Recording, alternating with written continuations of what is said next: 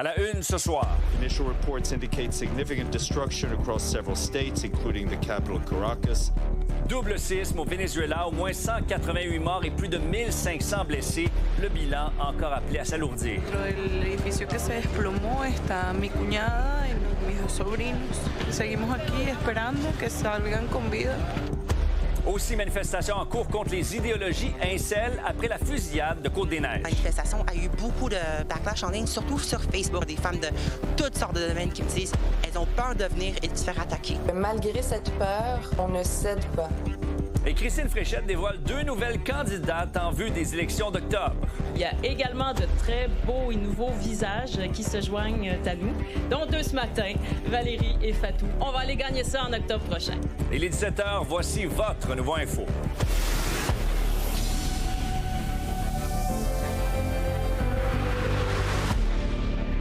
Bon jeudi, le Venezuela compte toujours ses morts ce soir après un rare phénomène sismique alors que 2 secousses jumelles extrêmement fortes ont provoqué une destruction très importante dans le pays qui traversait déjà une période de bouleversement politique. Les autorités continuent de croire que le bilan pourrait atteindre plusieurs milliers de personnes. Sabrina, tu as suivi les événements pour nous aujourd'hui. Il s'agit même du plus fort séisme en 125 ans. Oui, et le dernier bilan provisoire, on parle d'au moins 188 personnes qui seraient décédées et plus de 1500 personnes blessées. Il y a toujours 200 personnes qui sont piégées sous les décombres. Et vous le voyez, durant toute la journée, on a procédé justement comme ça à des évacuations de gens qui étaient coincés sous les décombres. On dénombre également 157 personnes qui sont toujours portées disparues. Également, il y a même une plateforme numérique qui a été mise sur pied pour permettre de signaler les personnes qui sont disparues. Il y a environ 36 000 personnes qui sont allées sur le site aujourd'hui. Donc, tu le disais, donc fort séisme. Donc, il y en a eu 2, un de 7,2 et l'autre de 7,5. C'est survenu hier vers 18 h. Et là, bien, la présidente par intérim du Venezuela a décrété l'état d'urgence. On parle de plus de 100 immeubles qui seraient effondrés dans l'état de la Guaira. Et les capacités d'intervention locale, bien sûr, sont débordées. Il y a le ministre de l'Intérieur qui a dit aussi qu'il y a plusieurs immeubles qui s'étaient effondrés dans la capitale. Et maintenant, il y a coupure aussi de l'alimentation en gaz. Et pour vous montrer à quel point les séismes ont été très, très forts, eh bien, ça a été ressenti jusqu'à Colombie, dans la capitale de Bogota. Et on est à 1000 kilomètres, en fait, de la région de Caracas. Et d'ailleurs, bien, un endroit où ça a été particulièrement problématique, c'est à l'aéroport de Caracas. Justement, il y a une personne qui va nous raconter ce qui s'est produit. It kind of just happened all of a sudden. Something wasn't right with my phone recording because it started to shake. And then I felt the ground shaking a little bit. And then just mass panic. Like everyone was just bolting the door. So then I just followed everyone. Qui fait face à plein de changements politiques, mais reçoit quand même de l'aide d'un tas de pays, là, ça a été annoncé dans les dernières heures. Oui, et c'est le cas notamment des États-Unis, là, ironiquement. Donc, les États-Unis qui ont annoncé 150 millions d'aides. Donc, les Américains qui ont dit être prêts et disposés à venir en aide au Venezuela. Également, bon, plusieurs réactions, notamment bon, ici au Canada, mais aussi il y a le président français Emmanuel Macron qui a dit penser et soutien au peuple vénézuélien après le séisme qui a frappé le pays. Et bien sûr, tu le disais, là, avant même, en fait, ces 2 puissants séismes, il y a déjà près de 8 millions de personnes au Venezuela qui avaient besoin d'une aide humanitaire. Voici donc des réactions d'un autre pays qui désire aider le Venezuela. Desde Chile también un abrazo a todo el pueblo venezolano y un llamado a la comunidad internacional a que en estos momentos difíciles todos tratemos de colaborar el máximo posible con las personas que hoy día sufren, y Chile sabe de tragedias como esta, así que nosotros ahí estaremos haciendo lo que podamos. Bon, et dans cette tragédie, bien, il y a une autre tragédie, c'est-à-dire qu'il y a déjà des scènes de pillage qui ont été observées à certains endroits qui ont été touchés par les 2 puissants séismes. Il y a une équipe, en fait, de journalistes sur place qui ont observé que des hommes et des femmes partaient notamment avec de la nourriture et des biens qui se retrouvaient à l'intérieur des résidences qui ont été notamment donc effondrées lors des puissants séismes. Merci beaucoup, Sabrina. Ça fait plaisir. Et c'est toujours l'onde de choc après la fusillade qui a fait 3 morts lundi dans l'arrondissement Côte-des-Neiges, Notre-Dame-de-Grâce à Montréal. Le tireur a laissé un manifeste dans lequel il prône l'idéologie incel, un courant masculiniste. Des militants se mobilisent maintenant pour demander au gouvernement d'en faire plus pour protéger les femmes. Lily, tu trouves une manifestation qui est en cours présentement là, contre ce mouvement misogyne. Oui, et les gens commencent à arriver tranquillement. Étienne, où je me trouve, c'est pas un hasard. C'est la place du 6 décembre 89 pour commémorer les 14 victimes de la tuerie de Polytechnique. Pour ce qui est du tueur de la fusillade qui est survenu lundi, on sait qu'il a laissé un manifeste qui parlait justement de l'idéologie incel, qui fait partie du courant qui est masculiniste. Et donc, ce que l'organisatrice de la manifestation me disait, c'est qu'elle a reçu des centaines de messages qui étaient haineux en ligne, ce qui explique quand même une large présence policière sur les lieux. On peut l'écouter. Casser l'isolation, bâtir des communautés saines où est-ce que tout le monde puisse exister en toute quiétude et aussi s'assurer justement d'avoir des ressources en déradicalisation, de s'assurer que les hommes qui tombent dans des discours haineux, qui est assez fréquent, puis c'est tellement facile de nos jours avec des phénomènes tels que les Active Clubs, de s'assurer qu'on a de l'accompagnement pour ces hommes-ci. La manifestation a eu beaucoup de backlash en ligne, surtout sur Facebook. Genre des femmes avocates, des femmes professeurs, des femmes de toutes sortes de domaines qui me disent elles ont peur de venir et de se faire attaquer. À ce sujet, on écoute la sociologue Mélissa Blais. La manifestation pour effet de signifier que malgré cette peur, on ne cède pas. C'est-à-dire, ça fait partie des discours féministes que de dire il ne faut pas céder, il ne faut pas justement rester dans le silence parce que c'est une façon de répondre aussi à cette intention voulant d'assigner les femmes à leur place, hein? Assigner les femmes à un espace domestique, assigner les femmes à des rôles. Il y a aussi un mémorial là, qui est installé à l'endroit où sont survenus les tristes événements de cette semaine. Oui, il y a des gens qui ont commencé à amener des fleurs tout près de l'autoroute des Carrés où est survenu le drame. Je me trouve présentement avec la conseillère du district Côte-des-Neiges, Émilie Brière. Comment se portent les citoyens de Côte-des-Neiges? Bien, écoutez, ce que nos résidents ont vécu, c'est vraiment une onde de choc. C'est sûr que tout Montréal, le Québec, le Canada, le monde entier a été choqué, mais nous, on l'a vécu dans notre quotidien. Nos enfants ont été confinés à l'école, tout s'est arrêté, on a retenu notre souffle pendant plusieurs heures. Donc, je pense qu'on se remet pas rapidement de ce genre de choc-là. Chacun le fait à son rythme. Il y a des gens qui ont encore du mal à sortir de chez eux, qui ont encore une grande peur, un grand stress, et puis d'autres pour qui la vie quotidienne peut tranquillement reprendre son cours. Rapidement, pourquoi c'est important pour vous d'être ici ce soir? Bien, écoutez, comme vous le savez, hier, c'est la fête nationale. À Côte-des-Neiges, on n'avait pas le cœur à la fête. Les célébrations ont été annulées. Mais je ressens, moi, personnellement, et je pense que plusieurs des résidents ressentent aussi le besoin de se rassembler. Je pense qu'on a besoin de recréer ces liens de communauté qui fait que, collectivement, on est plus fort et qui nous fera passer à travers cette épreuve-là. Donc, on est ici, Étienne, à cette manifestation contre l'idéologie incel. Merci beaucoup. À plus tard.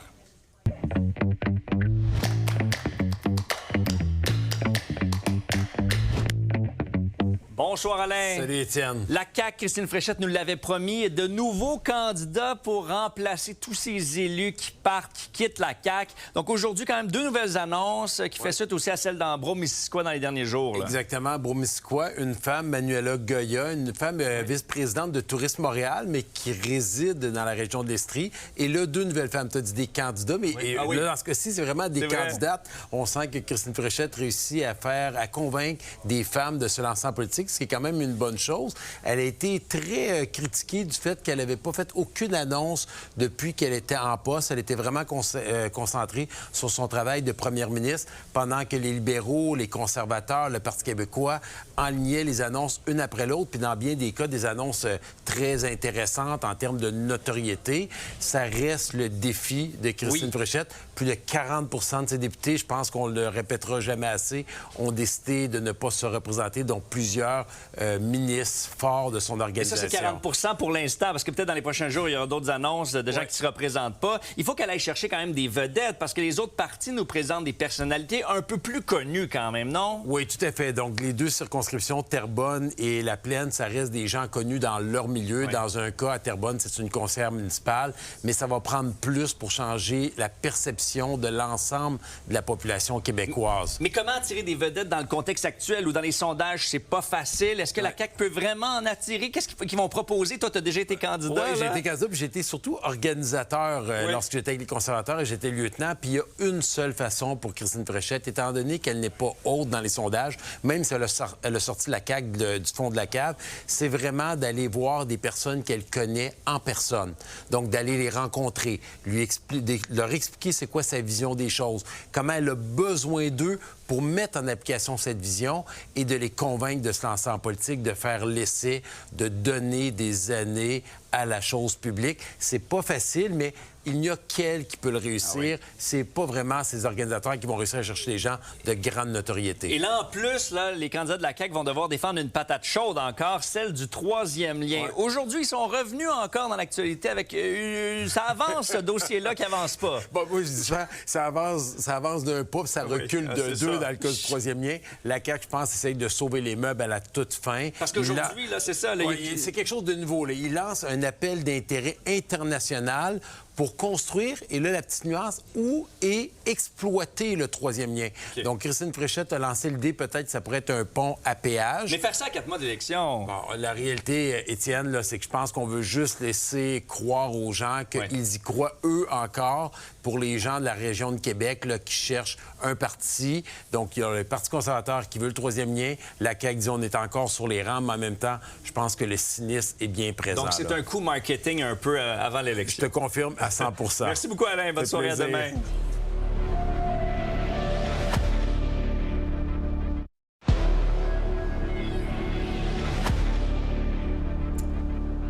On poursuit notre série sur la densification des villes qui amène son lot de problèmes, surtout quand c'est près de quartiers résidentiels, de maisons unifamiliales. C'est pourquoi il y a un regroupement de citoyens de Saint-Hyacinthe qui s'oppose à la construction d'un immeuble à logement dans leur secteur, comme l'a constaté Sabrina Rivet. On veut construire à côté de chez moi. Oui. J'aimerais ça qu'on aille sur votre terrain. Ah, il n'y a pas de problème. Il va y avoir là, maintenant un immeuble de 4 étages directement à côté de chez vous. Oui. Et derrière, là, oui. 8 étages. Donc, on passe d'un voisin à 90 en l'espace de 2 ans. Oui, c'est ça. Le projet, c'est celui du groupe Marcil. Le promoteur prévoit la construction de 90 unités de logement à l'intersection du boulevard Laframboise et de la rue Gauthier, à un jet de pierre de l'hôpital de Saint-Hyacinthe. Et ça ne passe pas pour les résidents du quartier résidentiel tout près. Ce qu'on veut, prioritairement, c'est vraiment de conserver la nature de nos quartiers. Présentement, pourquoi on s'est opposé vraiment au projet du 2800 Laframboise? C'est vraiment à cause de l'impact que ça va avoir sur tout le quartier. C'est comme un précédent. Le projet, là, le 8 étages, là, il va être là. Parce qu'imaginez, ça, c'est un étage et demi environ. Oui. Là, il va en avoir 8 étages de haut, avec des balcons. Ben, l'impact majeur de mon côté à moi, personnellement, là, en tant que propriétaire, évidemment, c'est l'intimité. Deuxièmement, sur la valeur de ma maison. Parce que quelqu'un m'a mentionné qui est agent d'immeuble que ça peut avoir une incidence de 10 à 15 et peut-être plus. Parce qu'évidemment, l'acheteur, quand il va arriver en arrière, évidemment, c'est visible. C'est une pollution en termes de bruit. Parce que c'est certain que le bruit va augmenter, ça, à coup sûr. Alors, c'est des éléments, je veux dire, qu'on ne peut pas négliger, c'est certain. Une femme qui habite dans le même secteur est solidaire de ses voisins. Elle qui habite depuis des décennies derrière un immeuble à logement. Qu'est-ce que vous pourriez leur suggérer aux promoteurs? Je dirais, est-ce que vous aimeriez ça? Venir habiter ici où je suis. Le regroupement citoyen n'est pas contre la densification, mais souhaite qu'elle soit réalisée en respectant les habitations et les milieux de vie autour. Pour la ville de Saint-Hyacinthe, la construction de logements doit répondre à certains critères.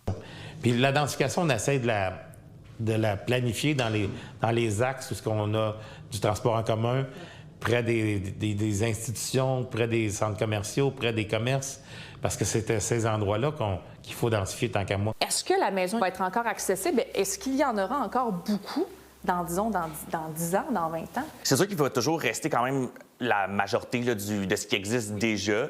C'est sûr que, par contre, au niveau de la construction neuve, il faut s'attendre à peut-être des plans qui vont être beaucoup plus denses. Donc, on pourrait penser à soit de la maison jumelée, justement, ou avec des petits blocs autour. Maintenant, une consultation citoyenne a eu lieu concernant les grands projets urbains de la ville de Saint-Hyacinthe à la fin du mois de mai. Le promoteur a souligné que cette rencontre a permis d'aborder plusieurs enjeux importants pour le secteur et de poursuivre les échanges entourant l'intégration du projet dans son environnement. Ça se pourrait que quelqu'un puisse me demander une tasse de sucre parce qu'il y en manque. De sa fenêtre à la vôtre? De sa fenêtre à la mienne. Tout à fait. OK. À Saint-Hyacinthe, Sabrina Rivet pour Nouveau Info. Maintenant, sur la scène culturelle, c'est une tradition qui dure depuis plus de 70 ans. Le théâtre La Roulotte présente des spectacles gratuits pour les enfants tout l'été dans les parcs de Montréal. Et cette année, le plus vieux théâtre jeunesse dans la province propose une toute nouvelle création. Reportage, Marika Simard. À compter de ce soir, le Théâtre de la Roulotte reprend du service, avec au total 49 représentations dans 36 parcs des 19 arrondissements de Montréal. D'abord, la pièce de cet été, c'est une adaptation libre d'un film, un film muet de 1915, donc c'est pas d'hier, qui a le même titre, Philibus, le mystérieux pirate du ciel. On trouvait qu'il y avait là-dedans la racine d'une histoire très intéressante pour la roulotte. Il y avait toutes sortes d'ingrédients qui fonctionnent bien à la roulotte. Le mystère, l'action, des grands thèmes de société.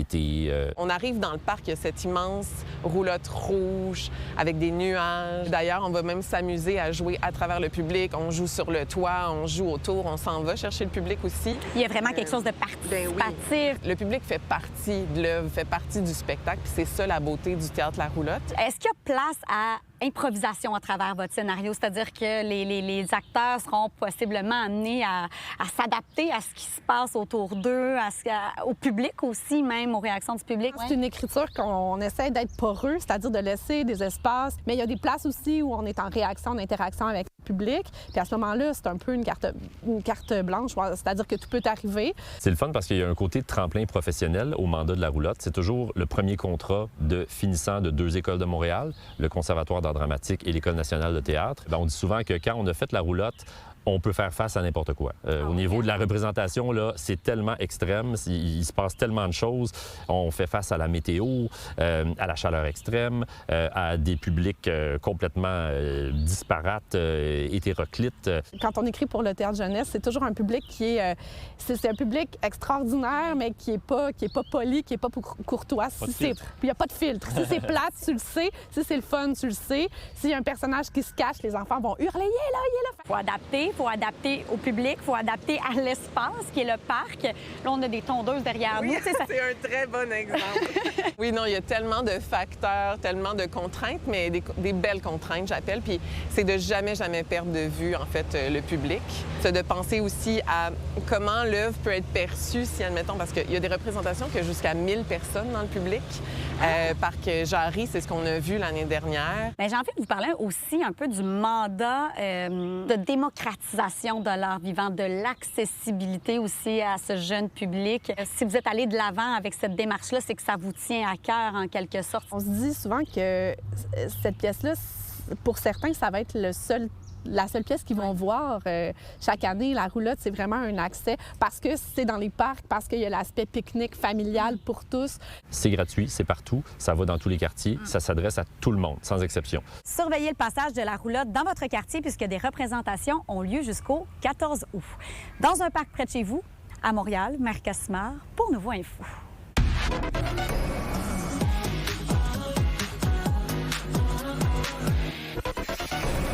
On retrouve maintenant Raphaël, alors que c'est la première de la comédie musicale Les Misérables ce soir. On te retrouve donc sur le tapis rouge avec une invitée. Première de ce classique de la comédie musicale et elle va jouer le rôle de Madame Thénardier. Madame Debbie Lynch-White. Salut! Première médiatique des Misérables, mais aussi ta première comédie musicale. Oui. Comment tu vis tout ça?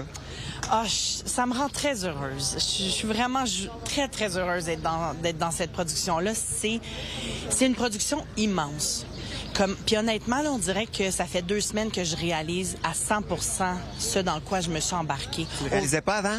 Ben oui et non, tu sais, mais là, depuis qu'on est entré en salle, qu'on voit les décors dans lesquels on joue, les costumes, il y a 350 costumes, de voir toute l'équipe derrière la scène et devant la scène qui se mobilise. La vidéo est incroyable, les éclairages sont incroyables. C'est tellement un beau show, puis je me sens hyper fière d'être là-dedans, vraiment. Puis tu dis que tu étais même impressionné toi-même du cast. Tu as fait, mon Dieu, tout le monde chante bien, tout le monde est bon. Ça t'impressionne, cette mouture-là?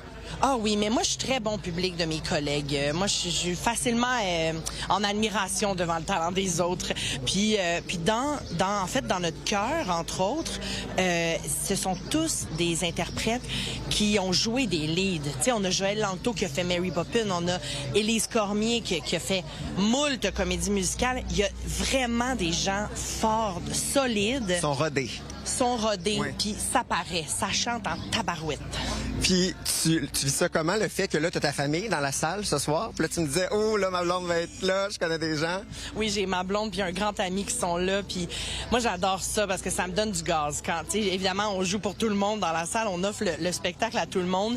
Mais je sais que moi, personnellement, quand j'ai ma blonde ou un ami ou tout ça, j'ai comme le goût qui me trouve bonne. Puis... Ça ajoute un petit quelque chose. Oui, exact. Combien d'heures de répétition par semaine, Les Misérables? J'imagine que... Oh, ça a été beaucoup. Je pense qu'on avait un 300 heures en tout. On a commencé le 4 mai, là. T'sais, fait qu'on a fait ça en mode temps plein, des bonnes journées.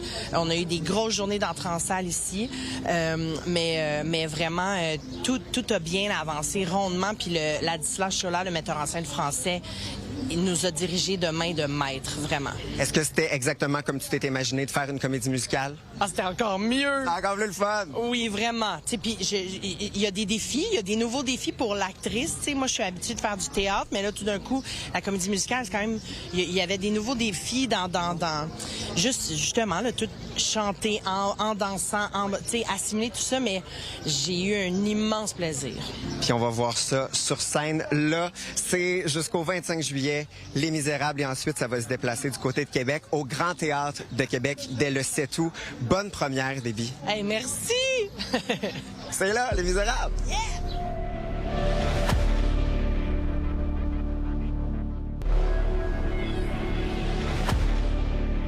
Gallagher, qui a été nommé aujourd'hui citoyen d'honneur de Montréal, l'ailier droit des Canadiens, a reçu cette distinction des mains de la mairesse Soraya Martinez. Cet après-midi, ça se passait à l'Hôtel de Ville. Le hockeyeur de 34 ans a annoncé qu'il allait quitter l'équipe après la défaite du Canadien contre les Hurricanes de la Caroline il y a un mois. Après 14 saisons à Montréal, il ne compte toutefois pas prendre sa retraite. Ce soir, évidemment, on aura les derniers détails sur le séisme au Venezuela. Puis on parlera de l'ouverture du Festival international de jazz de Montréal avec son directeur de la programmation.